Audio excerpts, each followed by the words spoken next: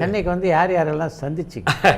சென்னைக்கு வந்து நம்ம பாரதி ராஜா சார் நம்ம போனோடனே நம்ம அவர் மேலே இவ்வளவு காதலாக இருக்கோம்ல, அவர் மேலே இவ்வளவு பாசமாக இருக்கோம்ல. ஸோ அதே அளவுக்கு பாசம் அவருக்கும் இருக்கும். அதனால் நம்ம போனோடனே கட்டி பிடிச்சி மொத்தம் கொடுப்பாருன்னு நினச்சோம். மனோஜ் கிரியேஷன்ஸ் ஆஃபீஸில் அந்த வேப்ப மரத்தை மட்டும் தான் என்னால் பார்க்க முடிஞ்சது.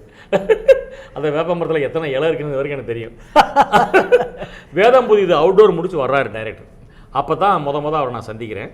அதுக்கு முன்னாடி நான் சென்னைக்கு வந்து ஒரு 1.5 மாதம் ஆச்சுன்னு வைங்களேன். அங்கிட்டு கஷ்டப்பட்டுக்கிட்டு அலைஞ்சிக்கிட்டு தெரியுறேன். அப்போ வைரமுத்து சாரோட ஒரு சின்ன பழக்கம் இருக்குது கவிஞரோட. அவர் வீட்டுக்கு போக, பாஸ்கரை பார்க்க, அப்படியே கவிஞரோட அப்பப்போ கவிஞர் பேசுவார்.